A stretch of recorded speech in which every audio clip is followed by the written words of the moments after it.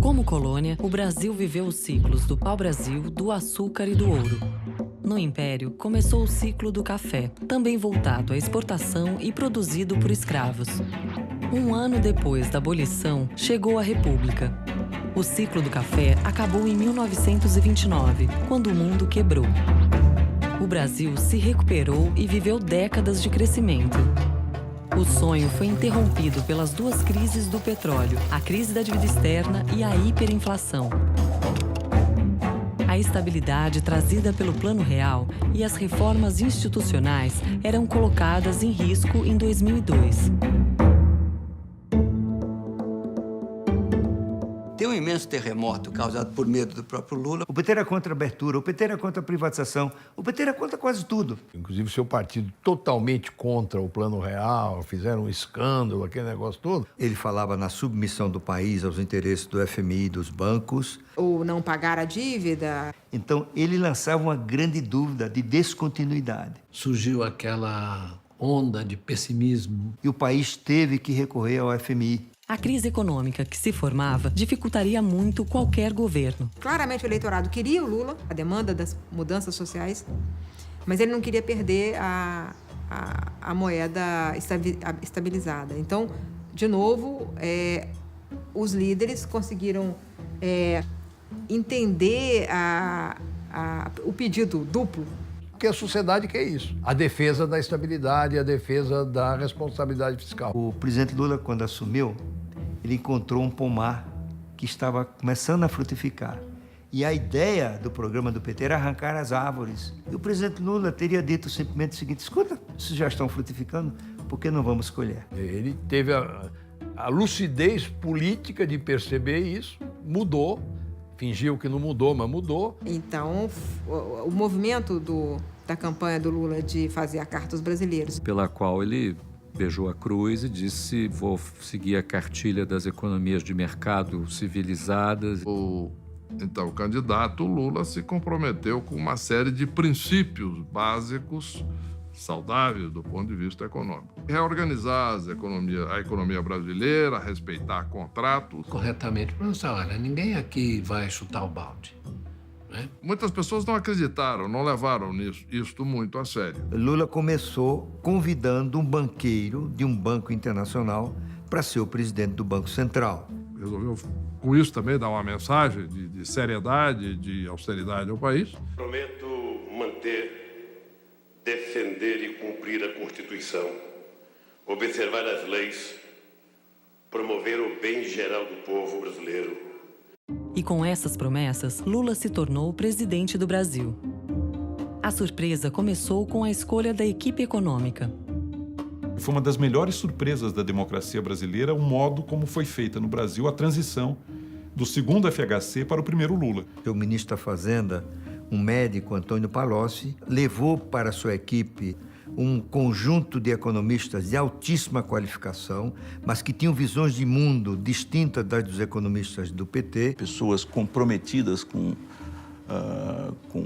práticas mais gerais e mais adequadas para a gestão da economia do país. Eleito o governo, o Lula, eles ainda tiveram que fazer um ajuste. Controlar a inflação, desemprego que já estava alto, déficit de conta corrente. Foi um ajuste da economia brasileira para suíço nenhum botar defeito, seguindo os melhores princípios da ciência econômica naquele momento, segundo a experiência de diversos países. Lula manteve o acordo com o FMI, que ele se comprometeu ainda na campanha a cumprir.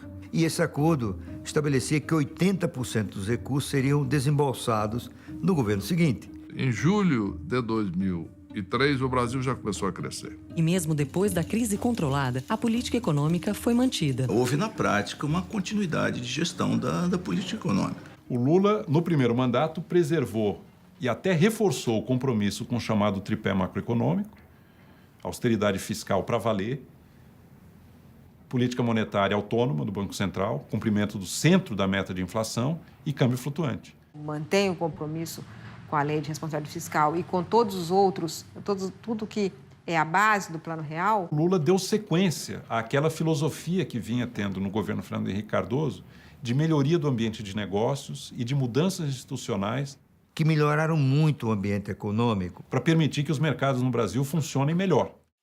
A economia mundial crescia, com destaque para os chineses. Uma situação internacional muito favorável, especialmente por conta das suas exportações à China. Com um boom espetacular das commodities, com taxas de juros internacionais próximas de zero. O pessoal aumentar a produção e aumentar também o consumo. E isso, então, permitiu um grande crescimento. O Brasil acumula reservas até 2006, 2007, de 200 bilhões de dólares. Reserva que nós geramos com um superávit comercial. Os resultados econômicos eram incríveis. E é um governo que tem um grande sucesso. As famílias, as empresas, na medida em que todos acham que a economia vai estar bem o ano que vem, daqui a 2 anos, 3 anos, 4 anos, 5 anos, as pessoas investem, fazem planos, passaram a consumir, a investir, a produzir. O governo Lula, ele cresceu em média 4,5%. Caiu a taxa de juros. O crédito aumentou, índices de financiamento ficaram mais abundantes. O sistema financeiro brasileiro dobra de tamanho de 2003 a 2008. Vai de 25% para 50% do PIB de crédito e é principalmente crédito ao consumo. A arrecadação começou a crescer, o que permitiu aí sim a expansão dos programas sociais, de inclusão, de distribuição de renda, etc, etc, etc, como, por exemplo, o Bolsa Família. O Bolsa Família tinha nascido no governo Fernando Henrique. Isso tudo teve continuidade do governo Lula e expansão. E esses programas ganharam escala ao longo do tempo. O Bolsa Família atinge quase 50 milhões de pessoas, mais ou menos 1/4 da população brasileira, mas com um orçamento pequeno, 0,53% do PIB. O aumento do salário mínimo também continuou. Quando o presidente Fernando Henrique estabeleceu o plano real, o salário era $60. Depois que você estabilizou a economia, você começou a ter reajustes fortes do salário mínimo. Política de sustentação do aumento real do salário mínimo. Começou em 93 e não parou até hoje.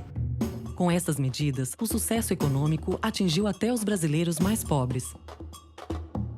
There's been a tremendous amount of economic growth that's changed the whole social structure of the country. Nenhum governo tentou fazer isso de uma forma de grande escala. Houve muitas de melhoria da situação social, não há dúvida. E aceleraram muito a partir do real, mas grandemente a partir do governo Lula. Assim como no governo Fernando Henrique, a obsessão era a estabilidade da economia, porque o Brasil tinha saído de anos de alta inflação. No governo Lula, nós tivemos uma inclusão social e a obsessão era inclusão, inclusão, inclusão. Então o Brasil passa a seguir um caminho do meio, aonde a desigualdade cai, mas o crescimento também acontece e a pobreza acaba sofrendo essa dupla redução, seja pelo crescimento do bolo, seja pela melhor distribuição. O governo Lula foi um grande sucesso do ponto de vista social. O desemprego, que estava a 13%, caiu para 5%. A quantidade de pessoas muito pobres foi reduzida a menos da metade do que foi. De lá para cá, o Brasil conseguiu reduzir a pobreza extrema em 70%. Com uma coisa, os 20% mais pobres cresceram a sua renda 68%. E os 20% mais ricos cresceram 38%. Todo mundo melhorou, mas os mais pobres melhoraram substancialmente mais. E assim surgiu a famosa classe C. As políticas de inclusão de renda também aumentaram o tamanho do nosso mercado interno e o poder de compra de grupos sociais que estavam totalmente excluídos. Cerca de 42 milhões de pessoas entraram para essa nova classe média. O Brasil se tornou a 6ª maior economia do mundo. Um resultado incrível. Os números eram fantásticos. E o sucesso favoreceu a reeleição do presidente Lula. 2008, o Brasil ele vinha numa tendência de crescimento bastante acentuada, né? Chegando a 2008, o que aconteceu? E o abalo sísmico da crise de 2007 e 2009. O governo deu uma série de incentivos para o crédito imobiliário nos Estados Unidos. Bancos tomaram muito risco de crédito. Foi um excesso de endividamento, não é? Uma especulação financeira adoidada. Não é? No momento em que o valor das casas e dos imóveis comerciais começou a cair, as pessoas passaram a não ter recursos para pagar o crédito. Isso gerou uma reação em cadeia, começou a quebrar bancos. O sistema creditício mundial literalmente parou, como se tivesse uma parada cardíaca. O sistema financeiro internacional entrou em colapso. As linhas de crédito para o Brasil pararam, foram interrompidas completamente. E mais uma vez, uma crise mundial abalava o sonho brasileiro.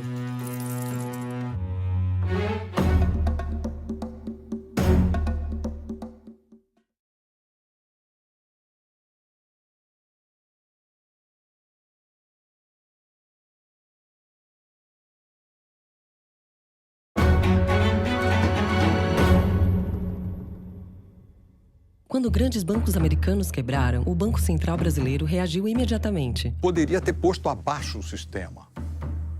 Só não foi porque os bancos centrais socializaram a crise, assumindo passivos, assumindo ativos do setor privado. Nós entramos nos chamados canais de transmissão da crise, isto é, onde é que está a crise estrangeira, como é que ela se transmite para o Brasil, e atuamos nestes canais. O governo agiu corretamente. Tínhamos 260 bilhões de reais de depósitos compulsórios no Banco Central que foram liberados para irrigar a economia. Uma boa parte disso foi liberado. 205 bilhões de dólares de reservas internacionais que nos permitiram, na prática, substituir o sistema financeiro internacional financiando bancos e empresas exportadoras e importadoras brasileiras.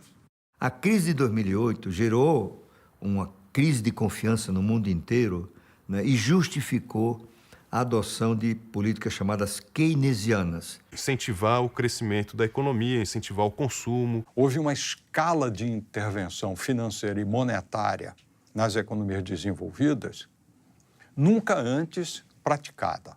O Brasil fez isso, aumentou o gasto público, aumentou o crédito pelos bancos oficiais. Diminuiu o superávit primário,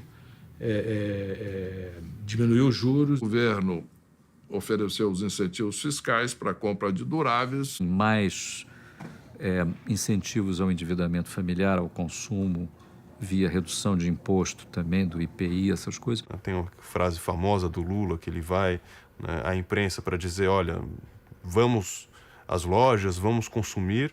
E esse ciclo de crédito ganhou muita aceleração a partir de 2009. Isso fez com que a demanda aumentasse e a economia voltasse a crescer. A economia já recuperou-se de uma forma muito forte, né? Ela já cresceu 7,5% em 2010. No passado, quando os Estados Unidos tinham uma gripe, o Brasil pegava uma pneumonia e, às vezes, uma tuberculose. Eles pegaram quase uma pneumonia e nós tivemos, naquela época, uma gripe.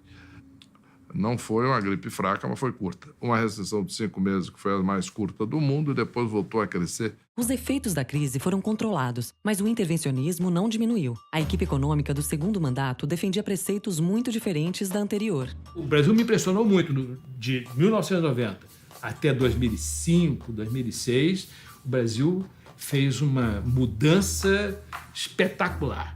Eu acho que o processo meio que piorou um pouco a partir de 2006. E aí o governo Lula começou a mudar. E nós deixamos de aproveitar esse momento para fazer uma série de reformas. Nós não fizemos mais quase nenhuma reforma, nada que realmente fosse fundamental. Com a ascensão da Dilma, você tem uma alteração significativa de política. O Manteiga na política no Ministério e uma política muito mais centralizadora. Passa a haver uma visão muito maior de um intervencionismo em setores da economia. O ministro da Fazenda, Guido Manteiga, né, é dessa escola intervencionista. E aí começou a haver um abandono gradual dos mecanismos de estabilização, particularmente o tripé macroeconômico. O tripé desmontado, necessário para manter o gasto público sob controle. O governo começou a aumentar os gastos, o superávit primário começou a diminuir.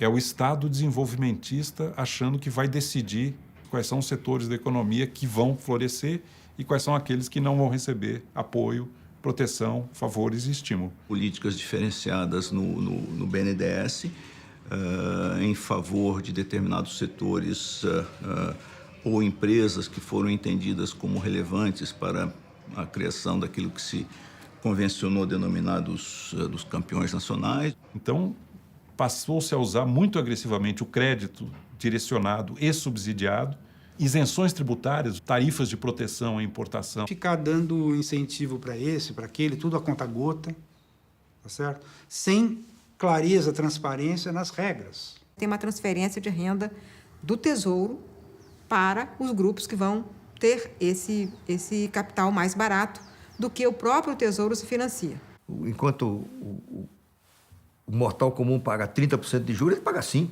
6%. Né? O governo passou a suprir o BNDES de recursos crescentes. Isso foi algo como 9% do PIB de dinheiro, uma baba de dinheiro que se deu para o BNDES, da ordem de 400 a 500 bilhões.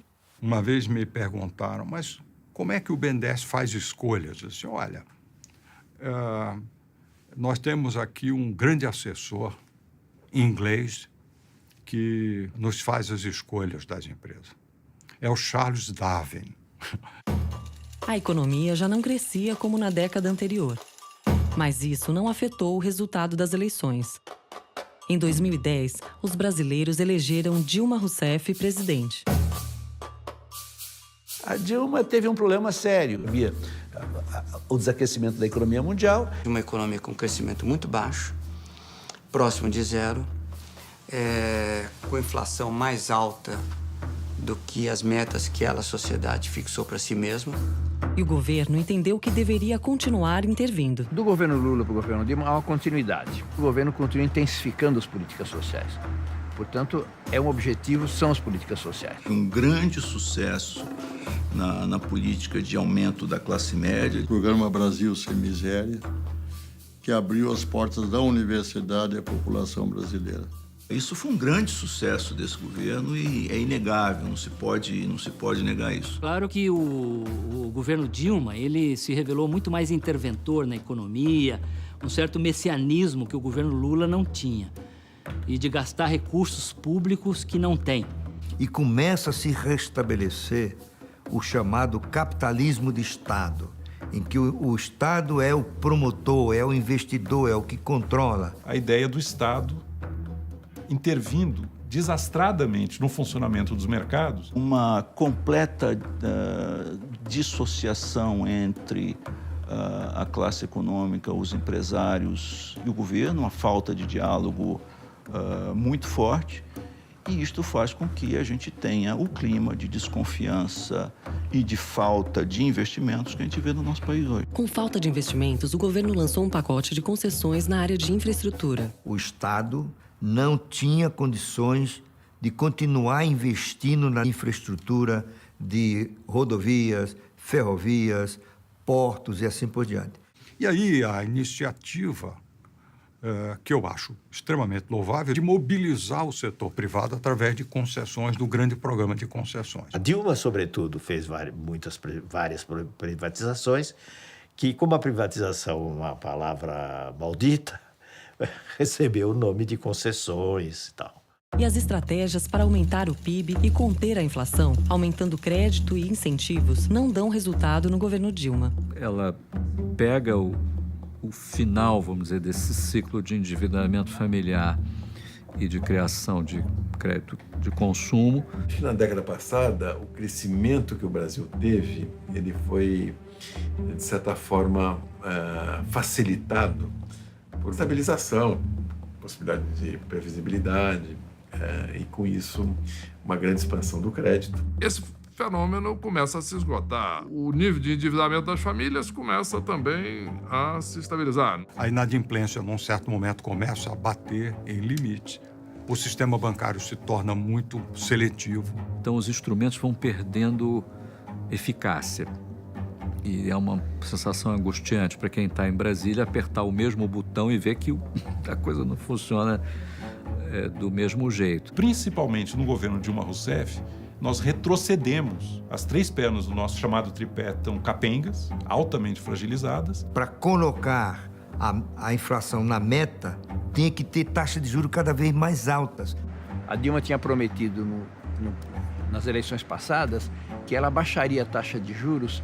Então, provavelmente, ela baixou, depois voltou a subir. Uma hora ela corta a tarifa de energia de um jeito que arrebenta a Eletrobras, no outro ela bate nos juros de um jeito que fez com que agora o juros esteja mais alto do que no começo do governo dela. O que aconteceu no setor elétrico é uma barbaridade.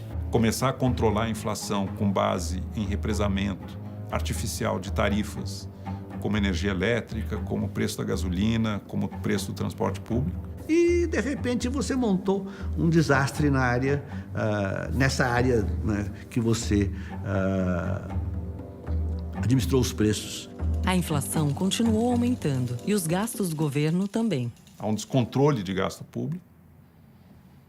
E isso é maquiado com a chamada contabilidade criativa, que foi introduzida nesse governo apenas para permitir a expansão do gasto público. Para fazer crer que cumpria metas fiscais. Mas isso, obviamente, é meramente contábil, porque o reflexo da economia, esse existe e está aí. É tão complicado que, se eu for contar aqui, detalhe por detalhe da contabilidade criativa, ninguém vai querer ver esse programa. É justamente um exemplo de não transparência. São muitos artifícios contábeis. O que seria dívida, o que seria gasto, não aparece como gasto. Como, por exemplo, dizer que investimentos do PAC não geram, não são déficit público, não geram déficit primário. Esse é um entre muitos exemplos. Outro exemplo, não pagar contas devidas num ano. São gastos que não foram feitos naquele ano contábil, vão ficar para o período seguinte. Eles descobriram que a operação que dá prejuízo pode gerar dividendo. O Tesouro, para fechar as contas, ele pede ao BNDES que pague dividendos, mesmo tendo que logo depois pedir mais um aporte de dinheiro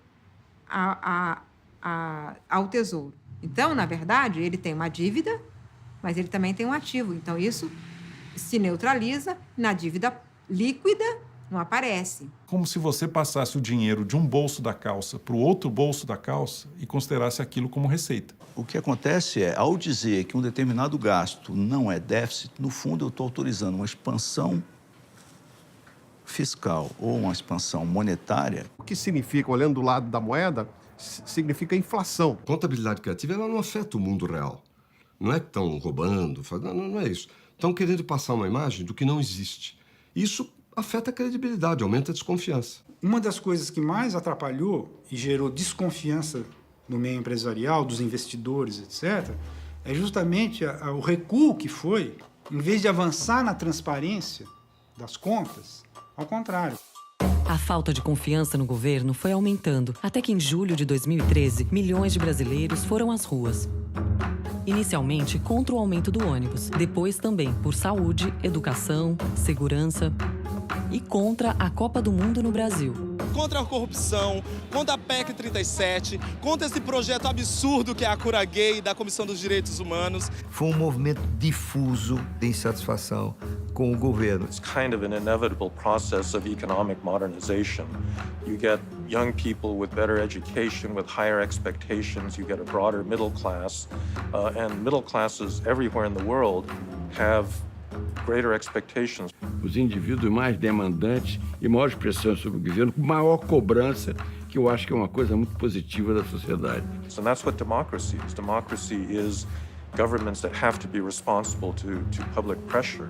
Apesar das manifestações, no final de 2014, num pleito disputadíssimo, Dilma foi reeleita. Ela assumiu com desafios muito maiores do que da primeira vez. São os efeitos negativos da intervenção. O preço dos erros, né? Recessão, aumento do desemprego, queda de renda, incertezas, redução do investimento, queda do potencial de crescimento do país.